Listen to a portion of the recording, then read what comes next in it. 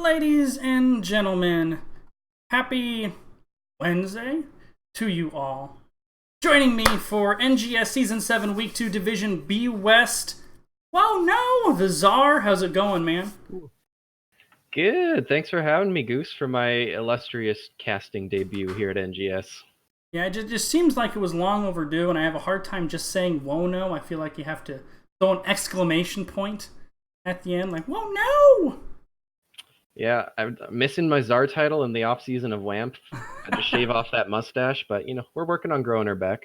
That's right. Me, it was a mustache over the mustache. That's what Wiener said. He's like, wait a minute, you want me to add a mustache over the mustache? I was like, yes, of course. Don't be silly. All right, well, in-house action today. Soak every lane. Almost Legends Amethyst. Amethyst. And we do have a awesome map selector tool, courtesy of the aforementioned Weenus. And as you can tell, Soak Every Lane won the coin flip. They opted for first pick. Almost Legends banned out Sky Temple and Cursed Hollow. Soak Every Lane banned out Infernal Shrines and Tomb.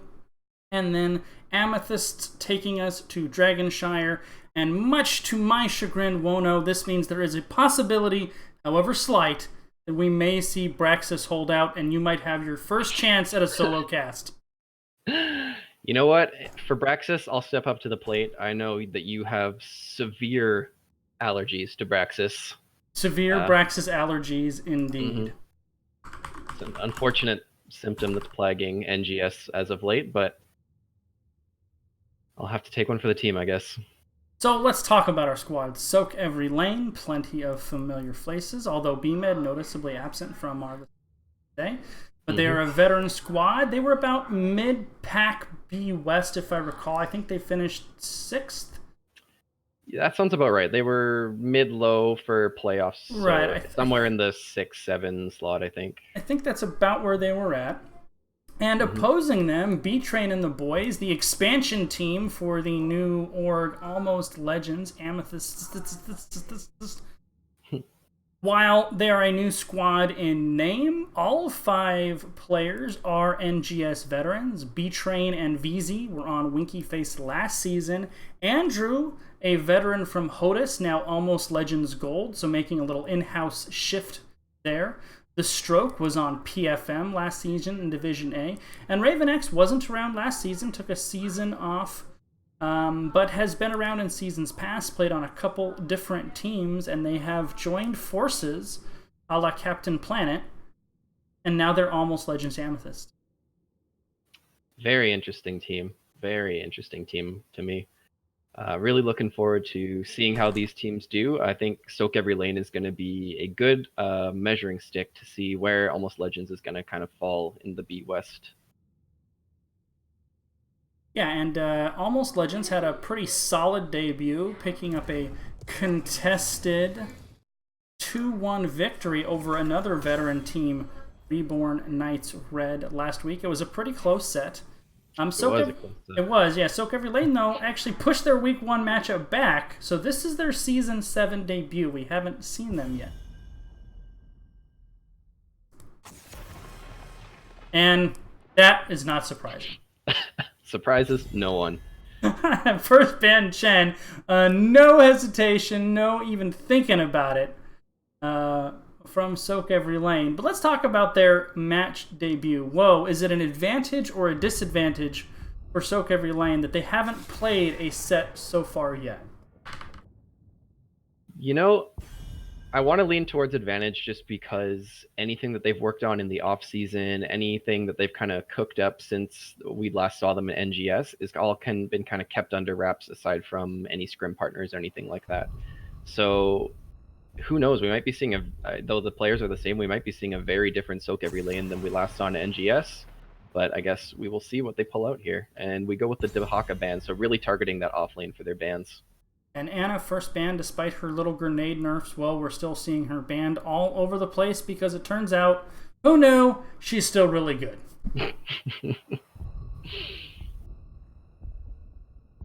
Pick for last ban, I should say, for ALA, targeting a Nubrak because, similar to Anna, despite the nerf on his Carapace, turns out he's still really good. Wow, still a good hero. Who knew? Because it wasn't the 1 second on Carapace that made him good. It was the multiple stuns in his base kit combined with Cocoon. And Tyrande, first pickup for Soak Every Lane. Still a very strong healer. And then immediate response, ETC and Rhaegar. The Rhaegar, a little bit surprising. Not that he's picked, because he's solid, but the high prioritization in the draft with, for instance, Anduin still available, or a number of other healers. Rhaegar's in a good spot, kind of mid-tier support, but typically you don't see him picked first rotation like that. You know, I've actually been seeing him picked up pretty early in draft on this map specifically, just in the first week of NGS. I don't really have a good reason other than he's just kind of a safe, solid mid-ground healer. He makes those rotations between mid-bot really well. So maybe he's just picked up to not really show their hand too much and be just a safe comfort healer. Yeah, makes sense. He brings more wave clear than nearly any of the other supports. More map, or I'm sorry, mercenary clear than any of the other supports. Ancestral is fantastic. The little wolf run can get him out of some sticky situations sometimes. And Jaina Ban coming out for ALA on the back of the Johanna Hanzo picks for Soak Every Lane.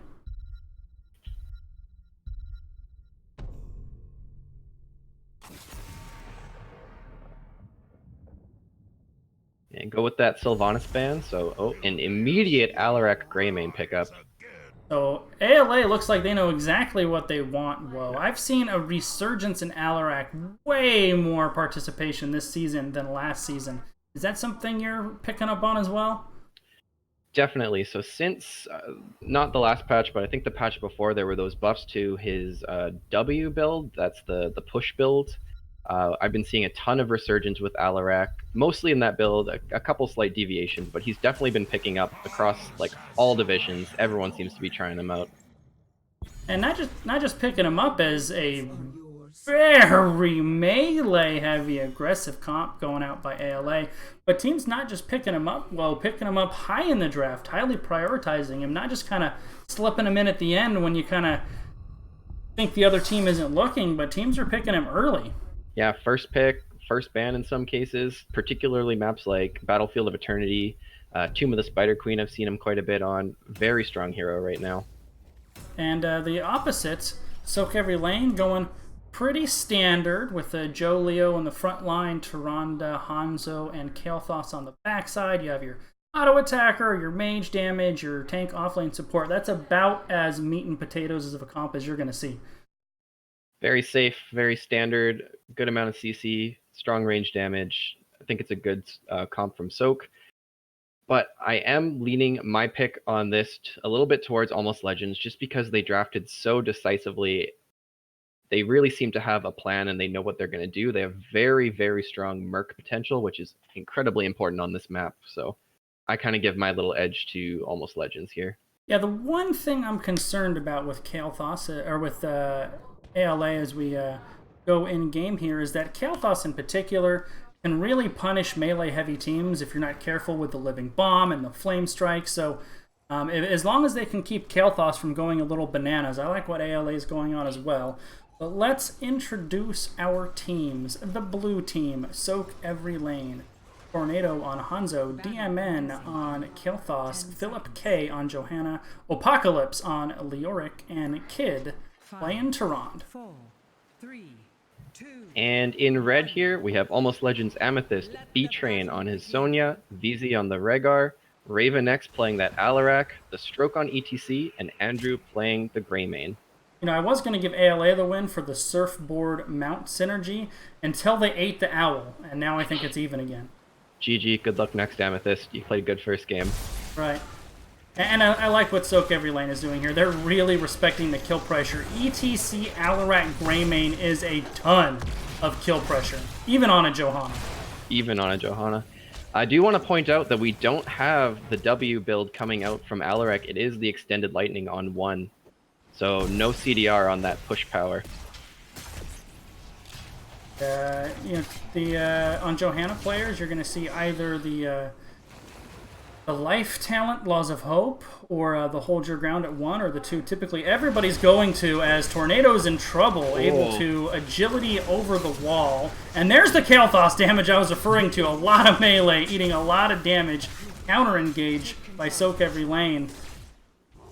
And this Johanna opting for the Hold Your Ground, the shield reduction. So both teams starting their siege camps about 1 minute in. That's pretty standard for what you see. You want to get those camps out and pushing as quick as possible just because they have such quick respawn times. You know, another hero we didn't really talk about in draft is we're going to go pay attention to the solo laners who get ignored. But I've seen popping up a little more lately to it is Sonya. She did get a little bit of love in that last patch, got a little bit of a health buff. And I don't know if it's psychological or people forgot that she was actually decent or that health buff was just really good, but she's kind of coming around a little bit more now as well.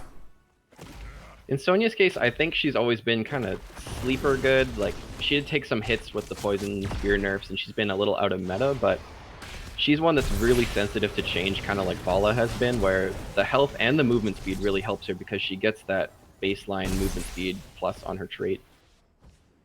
And absolutely, and a team like the squad here for Soak Every Lane, they do have some hard CC with the Kael'thas and the Tyrande, but not a whole lot of hard CC on the front line. And if Sonya gets onto the back spinning, I think Soak Every Lane could have a hard time.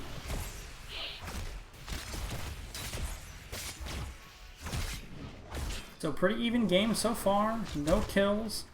Nobody missing any soak, everyone picking up their camps on time, some damage traded out, but experience is pretty close to identical. These teams, it kind of feels like the early rounds of a boxing match where the teams just kind of throw jabs and feel each other out. That's kind of what this game feels like. Definitely seems like Soak Every Lane is really respecting the CC and kill potential that Amethyst brought with their comp. They're playing it pretty passive and pretty far back, which I think is smart. And Greymane takes the Bruiser camp on his side of the map, which Soak Every Lane has not even looked at theirs yet. Should lend Sonya some help in the top lane to help push Apocalypse back. Yeah, that's going to either force a rotation out of Soak Every Lane or Sonya's going to get some structure damage in here. No two ways about it. Meanwhile, in the bot lane, the brawl over the bottom point continues. Soak Every Lane trying to hold their down. Stroke taking a lot of damage on that ATC, forced to back up just a little bit. And both points actually controlled by Soak Every Lane here. Bleo forced off, though, to clear that camp.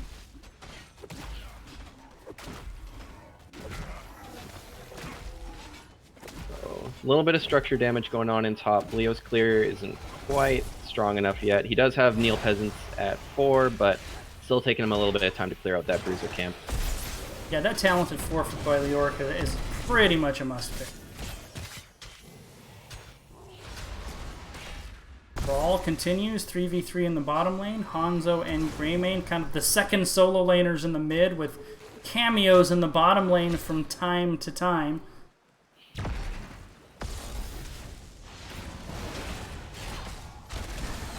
Stun goes on to Rhaegar. He's taking a lot of damage. Great peels by ETC. VZ able to wolf form to safety. Battered and bruised, but still okay. But that's a full lane of Miss Soka in the mid, or half lane, I should say, as Hanzo arrives. Yeah, just in time there. Johanna's got to be careful here. Even with the skin, I think she might be going down here. Good body blocks by Amethyst. That's a dead Johanna. Yeah, great body blocks there. Not just by ETC, but all 4 members just kind of holding Johanna in place. Just like that, top lane, Hanzo rotated and got the Sonya kill with Apocalypse's help, so 1-for-1 trade. Yeah, and maybe a slight advantage to Soak Every Lane there is ALA is going to miss Soak in the top lane, where there should be no Soak missed by Soak Every Lane, pun not intended, but sort of.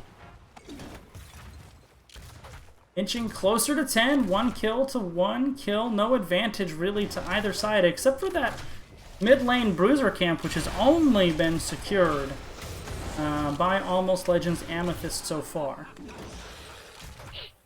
Second siege pickup by Soak Every Lane. Almost Legends still to pick up their siege a second time, but that's getting cleared out. We do secure. Soak Every Lane does all 3, but not quite long enough for Hanzo to pick up the point mid, as Johanna was forced to withdraw post-haste from the bottom point there. They are getting close to 10s on Soak every lane. Just a couple more minions going to do it. So we'll see if they try to push that 10 advantage and force something, or... It's going to be a close window, but they look the aggression level ramped up real quick, and I really like to see that. Here comes Hanzo from the mid lane. ETC stepping in, but still no 10s. If they go on to ETC, I think they can get him, but a little bit of hesitation there from Soak every lane. I really would have liked them just to go on ETC there. He was pretty isolated out. Yeah, I really would have liked to see either the Blessed Shield or the Dragon Arrow come out onto him. Or both. 4v3, yeah, or both. Why not? I mean, killing the ETC there is a big win. Speaking of, we should probably go over the 10s while we have them here. So you already saw the Phoenix come out from Kael'thas, Starfall on Tyrande, Entomb on Leoric, Blessed Shield on the Johanna, and Dragon's Arrow on Hanzo. And for the side of Almost Legend Amethyst, as a big arrow comes in from Tornado on the Hanzo, as Starfall on top of it, BZ forced to use Ancestral on himself, and ALA is forced to back, taking a lot of damage.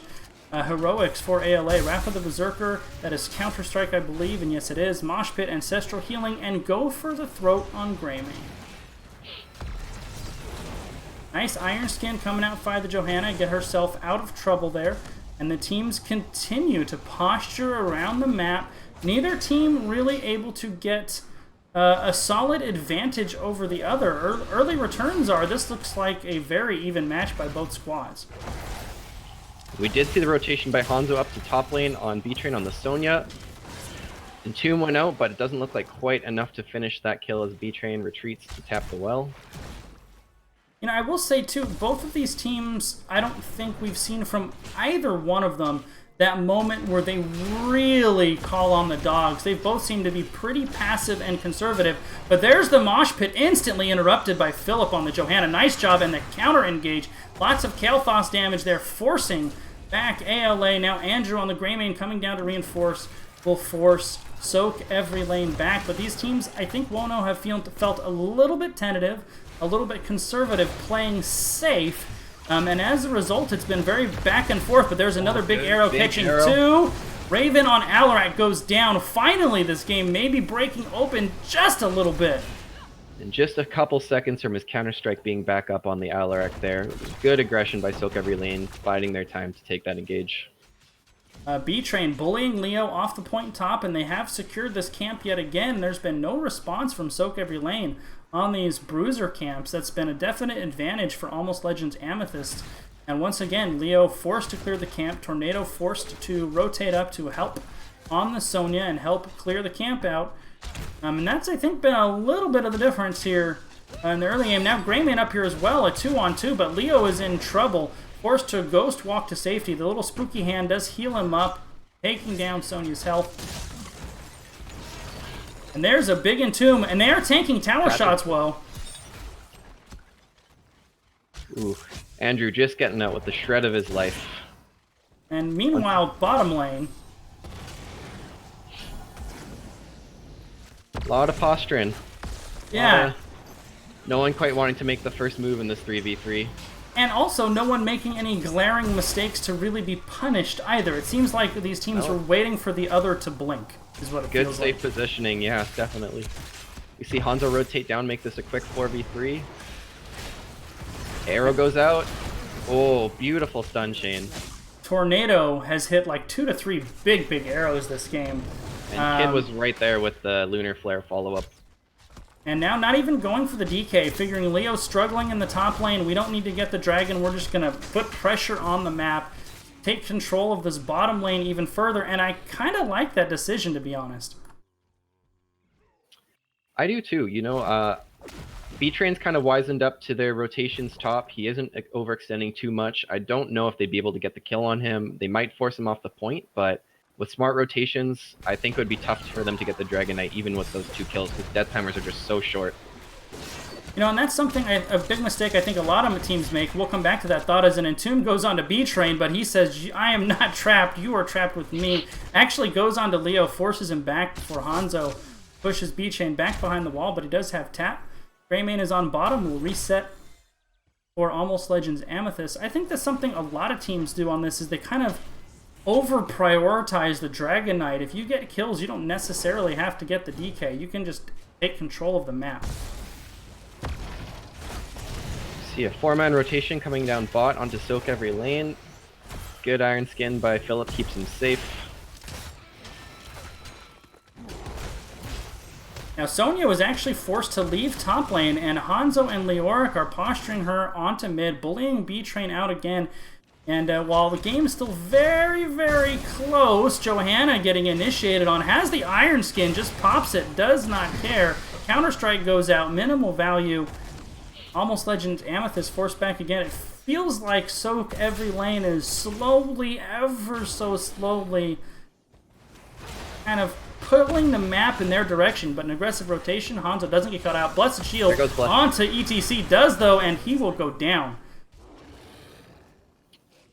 You know what I think the problem in the bot lane for Amethyst is, Mongoose, is with the 3-man of Rhaegar, ETC, and Alarak, I think they just don't have enough kill pressure on the Johanna. She can eat the entire Alarak combo and walk out still being at 80% health, and that's just... She can walk up and do whatever she wants in the bot lane. Yeah, absolutely. You can completely zone Alarak away, and even when those guys do get an Alarak combo, they're literally all melee. So let's say they do catch Tyrande or Hanzo coming up and they all jump onto her, there's all that Kael'thas damage just waiting underneath them, and they all have to eat it if they pile in on that target. So 5 kills to 1. First structure of the game going down. Soak every lane now marching toward bot keep. And looking strong. Pretty common strategy we see on this map is to take the dragon straight bot lane and just shove it as hard as you can. Yeah, absolutely. This bottom lane is so important with all of the mercenaries that are here. Sonya coming in for a big flank, though. Leo is not here. And here comes Sonya directly onto the back line. The DK was waiting for the kick, though. So B-Train biding his time, does land the spear onto Kael'thas, then spins back to his own team. Brady was a little bit overextended, but Johanna goes down. The kick onto ETC puts him way back under towers, but the mosh pit catches 3, whoa. Oh. It's enough to get the kill onto Hanzo. Leo rotates down to put out the Entomb. Oh, counter kill onto the Greymane. And that Entomb was really nice. It actually, I think, probably saved 1 or 2 members as a peel. Kind of zoned the rest of the members. Wedged them off between, definitely. Yeah, absolutely. And then the great counter kill coming out by Kael'thas and Tehran.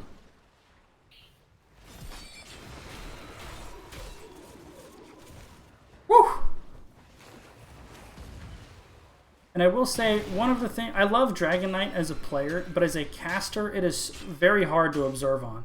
Because there's stuff going on just all over the place.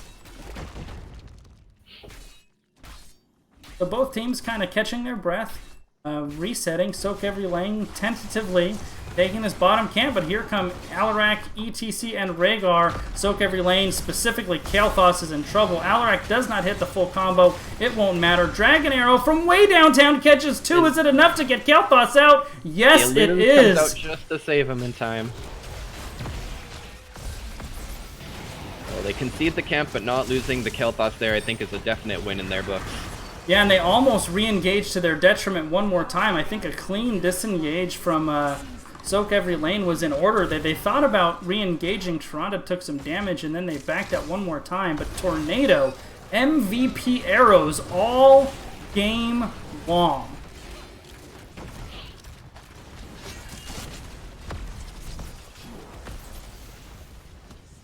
Now all Soak 5... has to be very careful here. It's 5v4 in the bottom. I think you're just about to mention. Yeah, that's exactly what I was going to say. All 5 members down here, but a good solid defense. Hanzo and Kael'thas have pretty good anti-siege. Leoric, though, getting free XP, so free push top, and it's getting Soak every lane closer and closer to 10, or 20, I should say. Tyrande caught out. Johanna managing to peel just enough to get her out, and man, if you're ALA, you've got to be a little bit frustrated you haven't been able to finish those 2 kills. Just time and time again, they're coming within an inch of these squishy backliners' lives, and then Dragon Arrows, Johanna peels, Kael'thas stuns. Soak every lane is doing a commendable job of protecting their backline with all of their CCN peels. And meanwhile, top lane, ALA is just conceding that Fort Woe. Yeah, that's an interesting call. Although top lane really is kind of the lane you care least about on Dragonshire. It has the infamous Bridge of Death that no one really wants to push in on to end a game. But those periodic catapults are going to start putting some pressure on the keep there, and that could be a real problem later on. So Philip caught out a little bit forward, but he's Johanna, so does not really care. Now Leoric, though, coming down. Sonya and Greymane forcing up. Two ships passing in the night. I don't think they even saw each other. But Leoric looking for the initiation. There's the Dragon Arrow. There's the Blessed Shield. There's the Entomb. The Buried Alive. Two caught in. Two go down. Down. And what a perfect engage by Silk every lane. They waited. They got the Leo rotation down. They had two members relieved from Almost Legends Amethyst, and then they just ripped the Dragon Arrow, ripped the Blessed Shield, and caught two perfectly. Yeah, they knew they only needed to slow those guys just enough for Leo to catch him with the Entomb. And if you're watching the mini-map, Sonya and Greymane actually rotated away. ALA was in the bottom lane here for so long, and Leoric was coming down at the same time they were going up, and they just didn't notice each other. That's a free keep for Soak every lane, and looks like they're going to turn their attention to the Merc camps left up on the map. And someone cap it. There we go. Don't leave Tyrande alone to cap it. That does not seem like it. So 8 kills to 3. This game has been slowly tilting more and more in favor of Soak every lane. B-Train forced to buy some time in the top lane, continues his ever-present duel with Apocalypse, but missing the Buried Alive. Sonya then withdrawing. There's the Dragon Arrow just kind of from downtown. Will Sonya be here in time to interrupt? No. DK over to Soak every lane. And Mongoose looks like they're marching the Dragon Knight straight bot lane. I think they're going for the end here. Yeah, they could end. It's 18 minutes in, 5-on-5. That could be ambitious. I think if you're Soak every lane, you actually want to secure a kill or two, which will allow you to end. You're not necessarily looking at core. You're looking to kill players. Speaking of killing players, there's the mosh pit. Doesn't get anybody, and once again, Kil'Thuzz walking away with no health, and it's actually Greymane that goes down. Storm Shield goes out. Sonya on the back line gets punted away. And DMN, how are you alive, sir? And not just DMN, Kid too. Oh. And honestly, I liked that engage by Almost Legends. That's what you gotta do with late game. You're down on this map, just run past the Dragon Knight and go for those kills, but the peel power was just too strong by Soak every lane. Yeah, and another huge Buried Alive secures the kill on the Alarak. Shields going down fast. Core now at 25% health, rapidly going down, and a big opening NGS Season 7 win for Soak every lane. For their first showing of Season 7, Soak every lane looked really strong. Not a lot of faltering, not a lot of mistakes made on their part. Yeah, absolutely, and they did participate in Heroes Lounge and have been scrimming in the off-season, I know. So they shouldn't be rusty for sure, but that was a pretty impressive showing. Anything stand out to you as that game went on? So, first thing I see, I'm looking at those Sonya damage numbers compared to the rest of her team. B-Train trying to put the team on his back, but Andrew on the Greymane really not kind of pulling the weight that you want to see your Greymane pull. And I think that might be in part due to his choice for Wizened Duelist at 7 instead of the Quicksilver bullets that range, just not being able to put out safe, reliable damage. I know he was often their choice to rotate to the mid lane to catch that soak, but 22k, almost 23k, lower than even the Tyrande on soak. Yeah, the Wizened Duelist is a very all-or-nothing talent, and we saw at least 4 or 5 kills that were so close, oh so close, and never secured. And when you're not securing those kills, you're just not getting the value. Mm-hmm. So this is going to be Almost Legends Amethyst choice of map.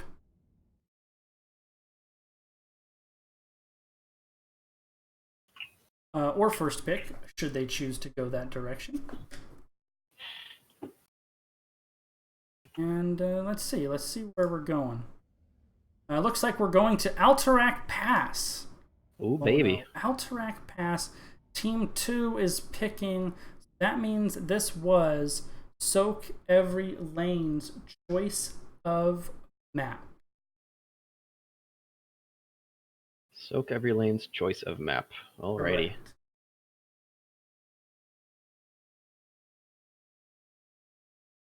So we'll go ahead and show you the map selections with Venus's spectacular map selection tool that I'm slowly figuring out how to use. Alterac Pass for game number 2. Almost Legends Amethyst deciding they would prefer first pick rather than map pick. Wona, what's your opinion? First pick, map pick, you like? As a team, we tend to move towards first pick. So many strong heroes that being able to get your first choice of who you want can really dictate a draft and how a game goes. That being said, we definitely have some comfort maps, so I don't think having map pick is worse per se. It's kind of just a preference thing. Yeah, that's kind of where I am too. I think different teams can have different priorities, and what works for one doesn't necessarily work for the other. And I honestly, I don't even think Regen Blue has a strong preference one way or the other. It's almost opponent dependent, as well. If there's a map that or you feel they struggle on that you can bring them to, you can definitely get more value out of map pick. But first, ban Abathur on Alterac Pass. Makes sense. Big map, open map, kind of like Cursed Hollow. A lot of opportunity for Abba to get good soak value while you delay out those long objectives. So I think banning out the Abathur is a good call if you're not going to first pick them there. And as frustrated Chen, that's his new Chen, name, yeah. Chen Networks, as frustrated as Chen is that he doesn't get to play Chen, there is something to be said for forcing an opponent to ban a particular hero or two out every game. It does open up draft possibilities for you. Definitely. You kind of saw it with, I mean, he was a good hero in the meta anyways, but VMS last season with their Zera tool. And even Soak Every Lane with Samuro. And even Soak Every Lane with Samuro and B-Med's there. They're just some heroes that you just don't want to give the other team, so you demands those respect bans, opening up a lot more avenues for other heroes to kind of come in. And you highlighted that Johanna, Wono, and look who is first banned this time out from Almost Legends Amethyst. Almost Legends struggled the entire game to get a kill on that Johanna. Her peels were on point. She was unkillable in the front line. I think that's a smart ban on their part. And love me some Junkrat on Alterac Pass. Love me some Junkrat in general. Kind of an underrepresented hero, but definitely on Alterac Pass with those long-range interrupts, he can stall out an objective over the wall almost as well as Li Ming can, basically indefinitely. Yeah, as long as he's got some kind of vision there, which he can do with his mine and just choose not to detonate it. And as long, of course, as his center fort is up and available, yeah. So seeing the ETC Tehran come out from Soak Every Lane, Kid reprising his role in Tehran, played it real well last game, so it makes sense. And ETC flipping sides and going over to Philip.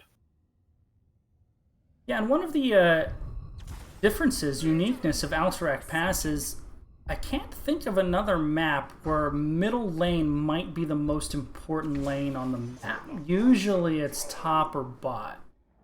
Definitely, yeah. That's a good point. I don't think there is another map where middle lane is the most important lane. Because if you have your mid fort, it allows you a safe haven to contest either the objectives on either side of the lane, and also the mercenaries in mid lane are more powerful than the bosses here, which are pretty weak, to be honest. Especially with that Sylvanas pickup on Almost Legends Amethyst. Assuming she goes Merc Queen, she probably should go Merc Queen, but Sylvanas really strong on that map for that reason in particular, in that those Mercs left uncontested take forts on their own. Yeah, 100%. You have to deal with them. If you're playing this map right, you're pretty much taking them off cooldown. Not only do they push hard, but they have a nice chunk of XP. Jaina banned out here for ALA, and now 2 picks for Soak Every. Think we're going to see the Kel'Thas again? It worked quite well for them the first game. It did, absolutely. I really want to see either a Greymane or a Raynor, though. That's kind of how you deal with a Nubarak. You take a strong auto attacker, and there it is, and you auto attack a Nubarak over and over and over and over and over and over and over and over again. And Apocalypse on the Varian. Varian we don't see come out too often. Assuming he's not going to be of the taunt variety, because we do have the ETC, though they could always flip ETC into the off lane and give him stage dive. I think it's more likely we see probably Twin Blades, based upon what I'm seeing here, but Smash is an option too. I mean, do you respond with an Arthas? To counter the Twin Blades. Yeah, there you go. So love the Anduin, love the Arthas. That's going to, I think, pretty much make Twin Blades unpickable into an Arthas there. And last pick by Tornado, a mage of some kind, question mark, would be my guess.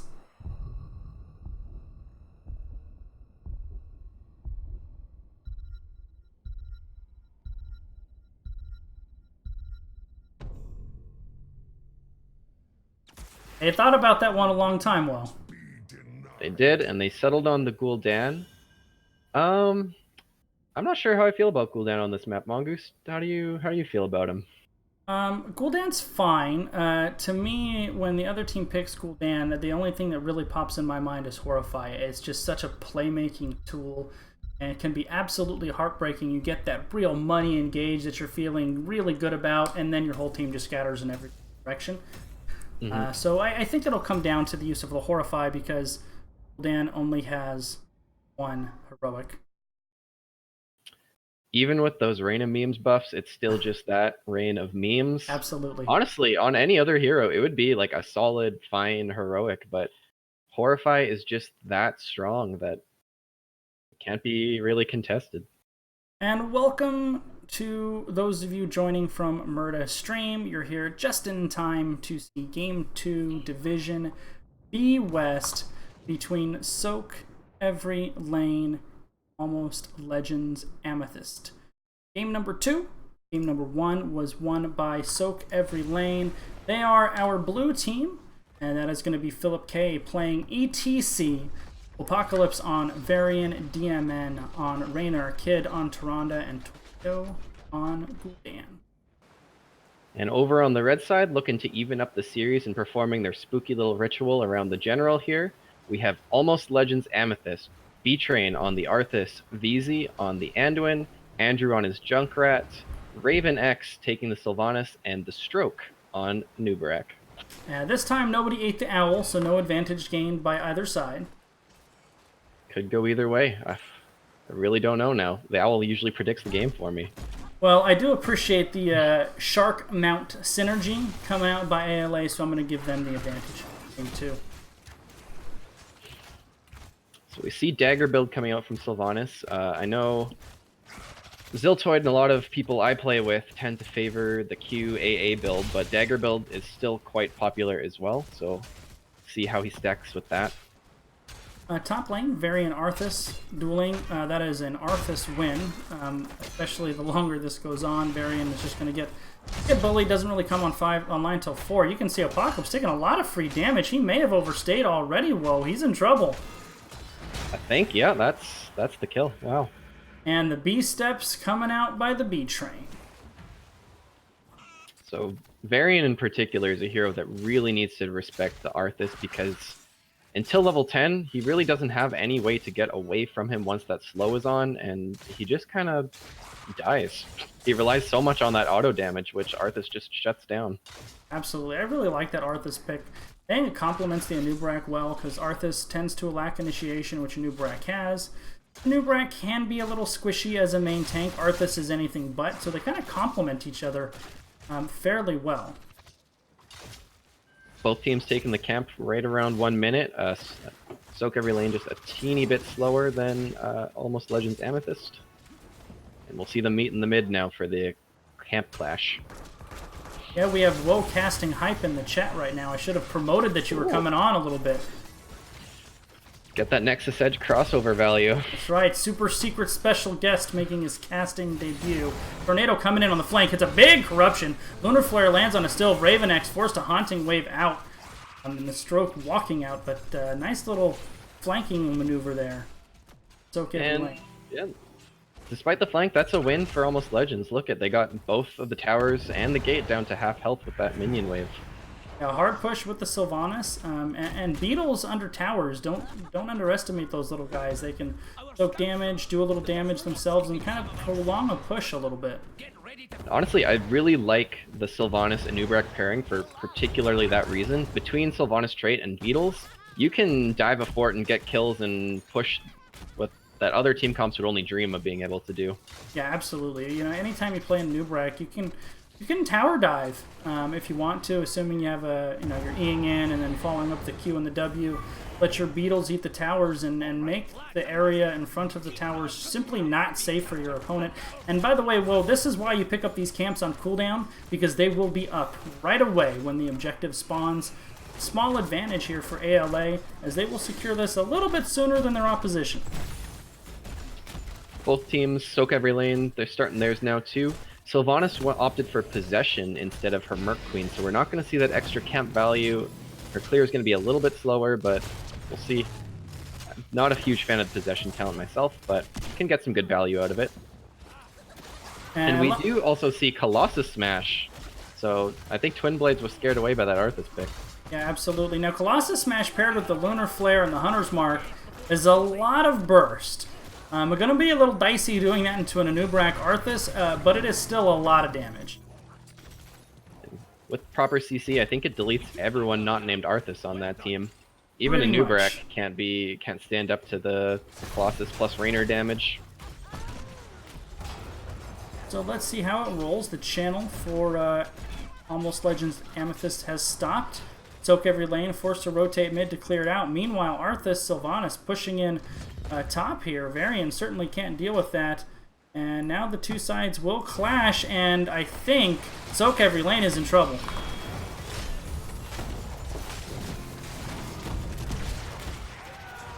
There's the C-Smash counter engage, but the Junkrat mine to break it all up. No advantage gained to either side. That was a pretty good initiation on the Gul'dan there. A little surprised Amethyst couldn't quite finish him off. No, once again, Philip had some real good peels, just kind of booped everyone away at the right moment, managed to let the Tyrande and the Gul'dan run away. But good counter engaged by Soak every lane too once the Varian got down there. Yeah, and good counter engaged with the mine breaking that up as well. Very similar to game one, kind of closely matched early game, but one more time, Wono. Straight onto the Merc camp. Great prioritization by Amethyst here. And Soak every lane, once again, about 10 seconds behind. And that's the thing is, every time they take their camps, they're just a couple seconds slower. So eventually, Almost Legends Amethyst ekes out the advantage, and you can see it here where they're going to be able to get more channel. They're already about halfway done on the objective. Yeah, if they play this right, I think they should be able to secure this. That camp is still not secured. I think if ALA draws a line in the sand here, they're going to be able to get it. It's definitely too late for Soak every lane to get in here. Yeah, ETC basically has to int his way in, and I don't even know if that's going to be enough now. 0.8 seconds! Oh, but no, the one interrupt. The Beetle autoed ETC to interrupt that channel. Oh my goodness. However, despite that, Soak every lane is about 3/4 of a level up in XP, though. Yeah, honestly, I haven't even been watching close enough to see how that happened. Varian just got about 8k more soak. Or 6k more, or 600. I can't do math. Math's hard. Caster Math, welcome to the club. But that does mean they're just about to race to their 10s, about a full level quicker than Almost Legends Amethyst, and should be able to counter-engage on this objective push. So we do have Horrify and Mosh Pit. Fantastic potential for counter synergy there. Shield Wall, Starfall, and Jimmy Jr., Rainer's Raiders coming out. Rainer. And you know, I think, I can't remember its name off the top of my head, but the other Varian 10 that lets him dash more often would have been the better pick with the Arthas, because like we kind of mentioned, once he's in, and having that ability to dash to a teammate to get out of the Arthas slow would be really nice. But it will take more than that to stop. Yeah, I think you can make the argument for either one. Shield Wall is always solid as well. But a full level advantage still for Soak every lane. And we have Almost Legends Amethyst just hitting their 10s. We got the Wailing Arrow on Sylvanas, Cocoon on Anub'arak, a Light Bomb on the Anduin, a Riptire on the Junkrat, and Syndragosa. Syndragosa coming out of the almost dead Arthas. Well, and that is what we see there. Syndragosa on the board. Army wasn't there to save him, and now the full invade coming out by Soak Every Lane. Concussion Mine going to send Varian into the danger zone, though. He is able to protect and buy a little bit of time. Despite the ETC being cocooned, Stroke cannot stand up to Raynor, just sitting there pelting away at him. Barely gets out with his life, the bug. And that's a camp steal for Soak Every Lane. Yeah, 1 for 1 in the camp kill. A little cheeky concussion mine there sent Varian to his ultimate demise.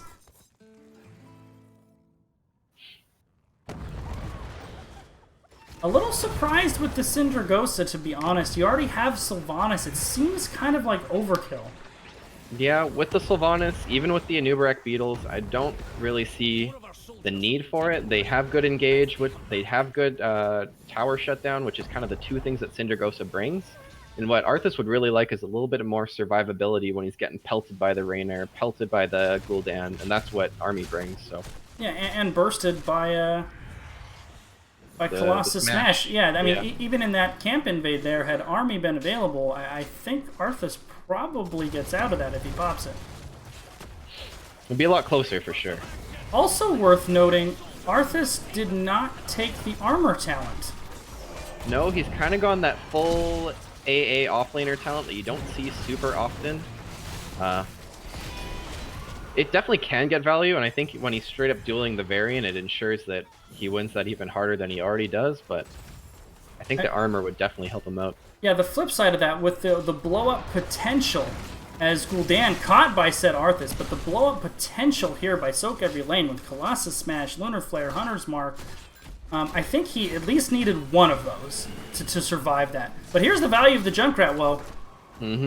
How do you channel when that mine's sitting there and he can just lob mines at you or grenades at you all day? You farm Arthas. It's a 90-second cooldown on the Leap of Faith. And once again, poked out by Junkrat. Now the concussion mine has been used, though. There's a 3-man mosh pit. Anub'arak shotgun right into it. Down goes Arthas as well. That's how you get past the Junkrat.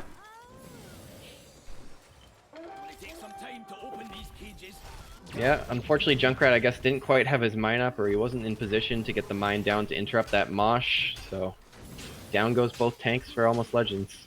Yeah, I think he was trying to pop Gul'dan over the wall here, but the angle wasn't quite right. And 20 seconds left. Almost Legends Amethyst jumping immediately onto the camp. Great move while they're waiting for their front line to rejoin them.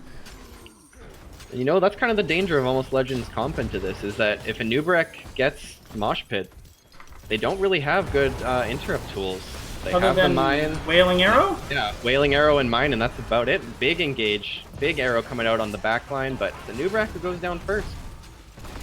Yeah, Cocoon let him get a little bit going, but still unable to secure the kill. But now this is the value out of that B-Train build. Just holding ETC down and wailing on him. He was forced to power slide to safety, but nobody from Almost Legends unchanneled, Woe.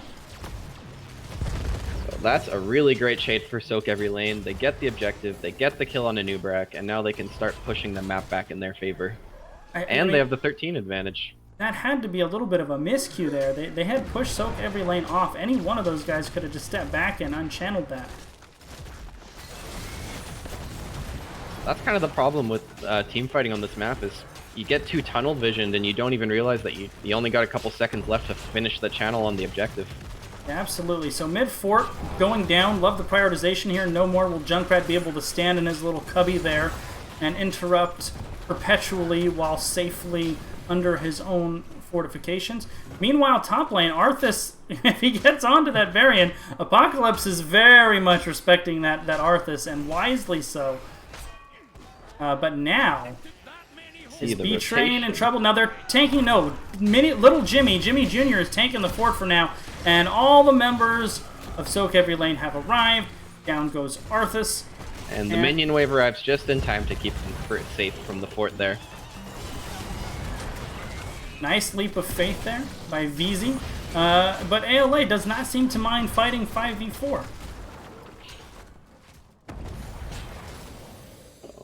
ALA retreating to their camp. I think that's an easy boss call for Soak Every Lane here, as they do indeed go for it. Now let's go back to that Syndragosa, because we're now level 15 to 13. Haven't seen it used yet. No, it hasn't. She hasn't made her appearance. And I don't know if that's because they're maybe waiting to win the objective, but if you don't win the objective and you don't use it to get the objective, you basically don't have a level 10. You're just, yeah, playing down a heroic. So middle lane secured one more time by Almost Legends. Amethyst, Raynor rotating safely to clear that out. Boss was secured by Soak Every Lane. And 4 members are here to push with it. Meanwhile, Junkrat, though, going to take bottom fort for free. But that's a full health boss walking straight up onto this fort wall. Junkrat is rotating up, but he is a big part of their anti-siege, so the sooner he gets here, the better for Almost Legends. Yeah, absolutely. And no Raynor here as well. There goes the dive, and there's the light bomb, but a great face melt by Philip to push it away. No value gain. Standing under the armor banner, I assume is what that is. That is... And yes, it is. So everyone's standing under the armor banner. And now with 16 to 14 talent tier advantage, they will once again move straight onto the objective and secure it. And now decision time here. Almost Legends Amethyst. So they are making a rotation to the bottom side of the map. They might be going for a cheeky boss call here, but Tehran should be scouting that with their owl. And I think if they do that and you scout them out and you're Soak Every Lane, you just go take top keep, yeah? I think that's the call. She did just scout sideways towards their keep. Didn't see them, but it doesn't seem like they're doing any sort of rotation. I don't think they realize they're there. No, that was not the right owl, but we'll see. They seem content to just sit on the objective and get the full channel. And they do. Response now coming out by Soak Every Lane will be to take the mid lane camp that will combine with the cavalry for a very strong mid lane push. But this does have to be dealt with in the bottom lane, Will. Absolutely. There are some memes that the bosses on this map are a little bit undertuned and they aren't too strong on their own. But a big wave like this with the boss just uncontested rolling up, it's going to do some damage. It might not take the full keep, but it's definitely going to put Legends into a good position to finish it off. Well, and maybe Soak Every Lane deciding, hey, it won't take a keep, therefore we don't care, let's double keep, let's end this game, let's press the advantage, and they've taken top keep before the cavalry even arrive. Now they're going to rotate mid, and I do not see how this can't be a double keep play.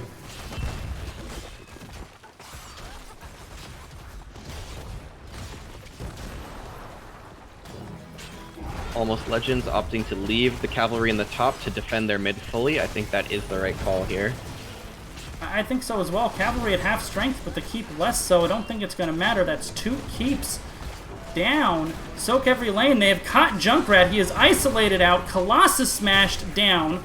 And now the Cocoon instantly interrupting the mosh. Wailing Arrow only hits 1. Stroke is in trouble. He goes down. Core falling quickly. And I think that's good, Well. That is the game. That set did not go how I thought it was going to go. No. Definitely didn't see the 2-0 coming. I knew Sokev was a good team. I don't think Almost Legends is a bad team by any means, but that was a pretty dominant set if I've seen one. Yeah, absolutely. I really thought going in, these two teams were pretty closely matched, and that could easily still be the case. You know, you can have 2 closely matched teams pair off and have one team 2-0 the other easily enough. That certainly happens. But I thought we were in for a 3-game set easy that could go either way, and Game 1 was certainly shaping up that way. From about the halfway to 2/3 point of Game 1 till now, though, that was all Soak Every Lane.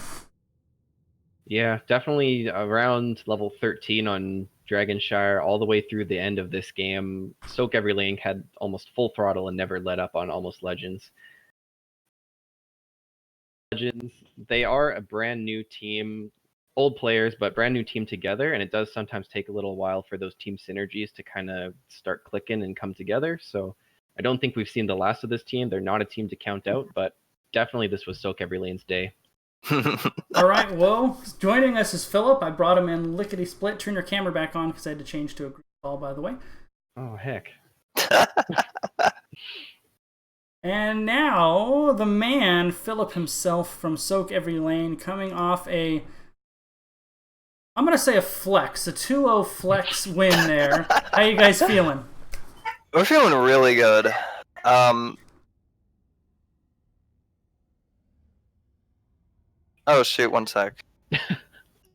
I have some people in game because I am still getting. There we go. But yeah, we felt we played really well today, like the best we've played in a while. So yeah, I'd definitely say so. Those games looked really clean from our end. First game, you guys played, you kind of recognized that their kill power on your squishies, but your Johanna was pretty much unkillable, and I commented on that, especially when the gray main left the bot lane, so you just kind of had free run with your Johanna there. Oh yeah. I was very killable, but I never went to the point where I was killable, that's what I'll say. Like, I've been in that... Anyway, I don't know what I said that. Yeah, and I'm going to comment too on your backline. I think one of the mistakes that people play into Alarak, specifically on the backliners, is they don't respect the kill pressure. They step up too much. For the most part, your guys did a great job with that. However, there were about, 3, 4, 5 pretty clinching moments there for your Kael'thas and Tyrande. How was that going in comms? Oh, that was like, he dropped everything on me and I'm still alive.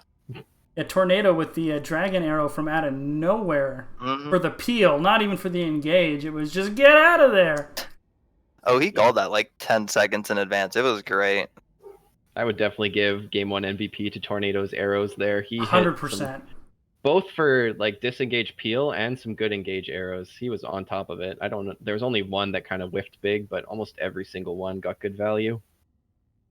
Yeah, I'd agree with that. So talk about game 2. Once again, was kind of similar, and the early game felt pretty close-ish, but you guys just kind of seemed to slowly take over the game, and then it became a snowball. Once you guys got going, it seemed like they couldn't stop you.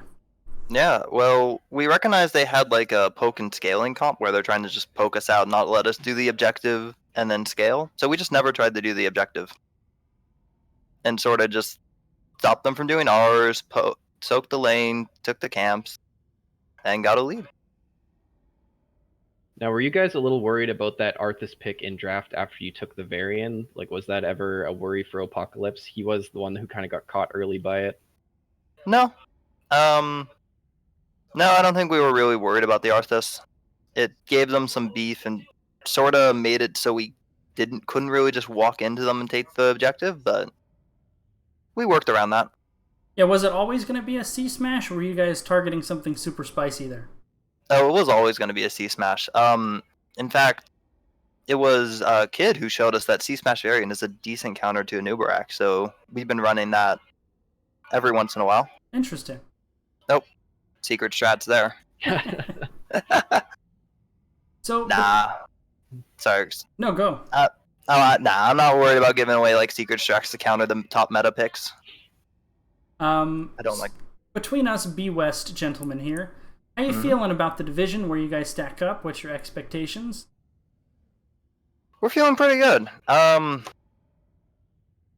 Statistically, our first game is usually we always play the best on our first game, but I've got a good feeling about this season. We're gonna make it to playoffs and not lose in the first round, for once. A noble goal. A noble goal. All right, well, the floor is yours. Before we let you join your teammates for some rowdy celebration, shout-outs, anything you want. Oh, jeez. Shout-outs to my team for, like, coming together, playing really solidly. Shout-outs to the other team for playing decently. Jeez, that sounded worse than I intended it to be. All right. Oh, jeez. Well, congrats again. And when do you guys play next? Tomorrow. All right. We are the Spotlight game tomorrow. Ooh, who you play- Versus... Who is it? Oh, Uncomfortably Numb.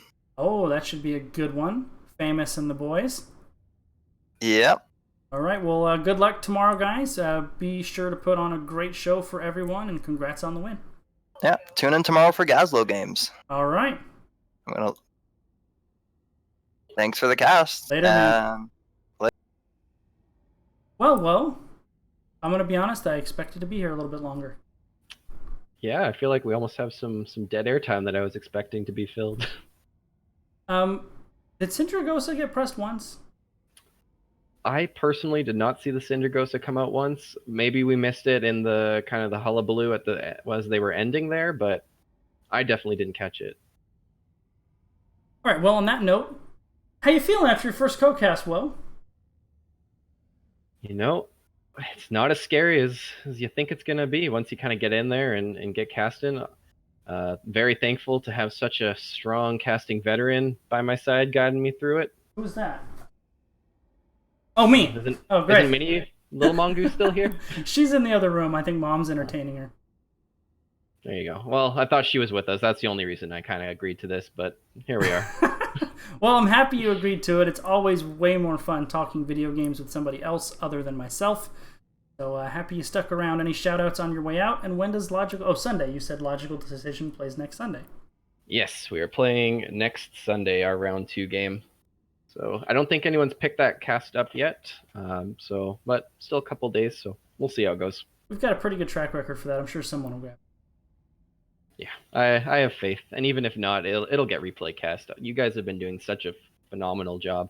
I know it's only been a week and a half, but the percentage of games that have been covered is crazy. It is unfrigging believable, honestly.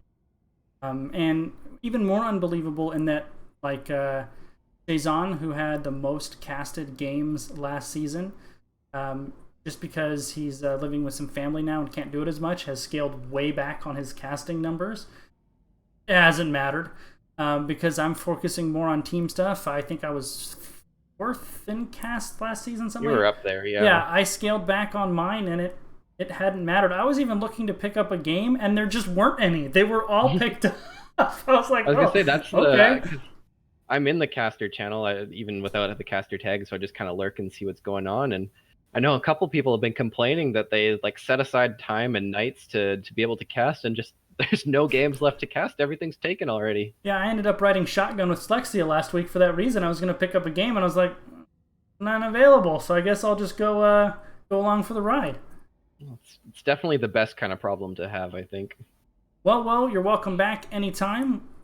We'll chat soon, I'm sure. I think that's going to do it for us. Congratulations to Soak Every Lane on the win over Almost Legends Amethyst. And if you want more NGS, I'm pretty sure there's a few games tomorrow for you to check out on all of the various casters' channels, as well as the Thursday night showdown. So be sure to hang out for that. Whoa, have a great night, bud. You too. Thanks for having me.